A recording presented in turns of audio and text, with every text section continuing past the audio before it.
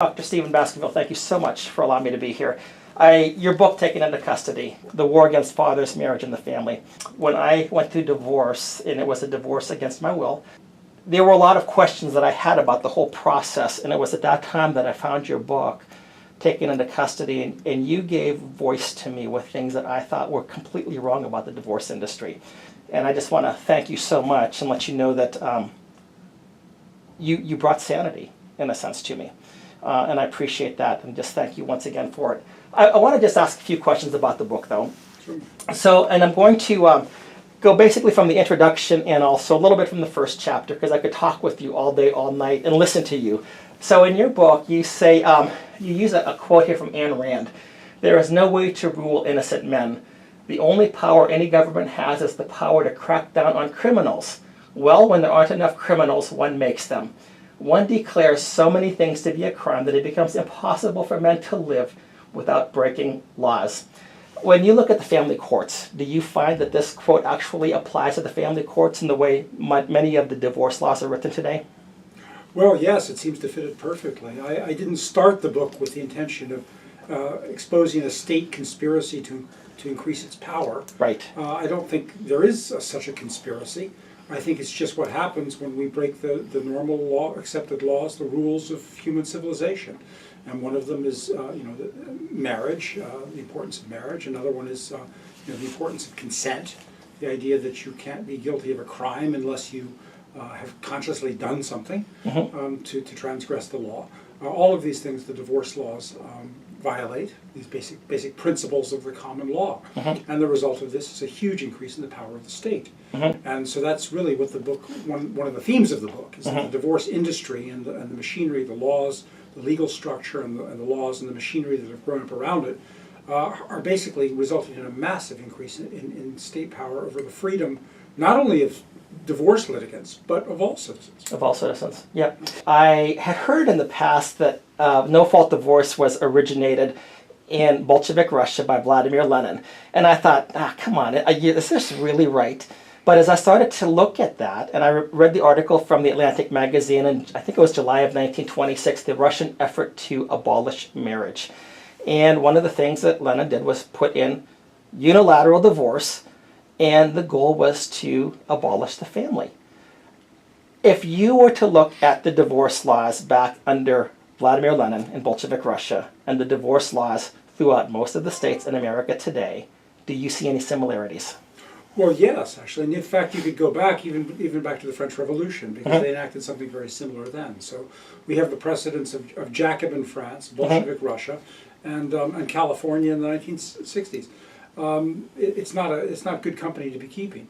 Right. That's right. And even the Soviets had the sense to repeal the law, because it created such havoc in Bolshevik Russia in the 1920s that the Russians eventually had to repeal the law.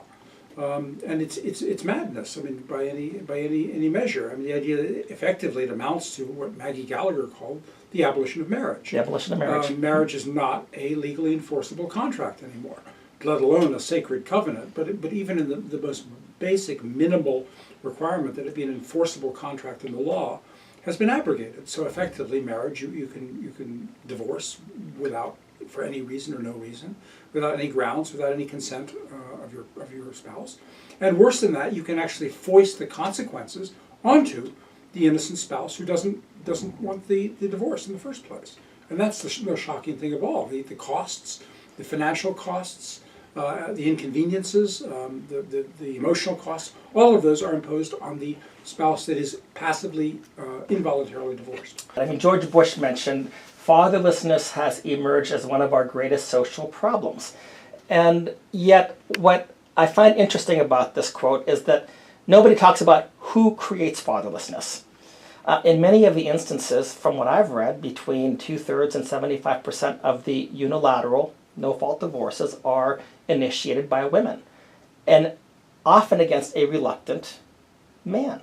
So the government allows this to take place, creates fatherlessness, and then blames the fathers and labels them as deadbeat dads. Can you comment on that? It's astounding. I mean, as an act of chutzpah, it's hard to exceed that. Correct. When I wrote the book, there was this fashion actually going on in the Clinton administration and then in the Bush administration over, first of all, fatherlessness, and then later on marriage, as both being important institutions. And yes, President Clinton, Vice President Gore led a major crusade about fatherlessness, and then later on the Bush administration changed the label to marriage, the importance of marriage, but it was basically the same thing. But astounding, they never told us where the fatherlessness came from in the first place. Right. Like this spun, and there were several books coming out by important scholars. David Blankenhorn, his book Fatherless America, and David Popenoe, Life Without Father, and there were several others, sounding this alarm, almost this hysteria about the importance of fatherhood and the fatherlessness crisis. And yet they never told us where the problem came from. Right. They implied, without proving, that the fathers were, quote, abandoning their children. Yeah. For which there is not a shred of evidence at all. And as you say, it's quite plain if you look at the documentation in the divorce courts. The fathers are being involuntarily divorced over their objections against their will, without their consent. They're not abandoning their children. It's very clear that's not happening. And yet it is being imposed upon them against their will. They are being then forced to pay exorbitant costs in child support, sometimes in spousal support, sometimes in court costs, and other costs. Attorneys' fees for attorneys they never hired in the first place. Right. Basically, they're being plundered. They're being looted by the divorce courts and by their spouses.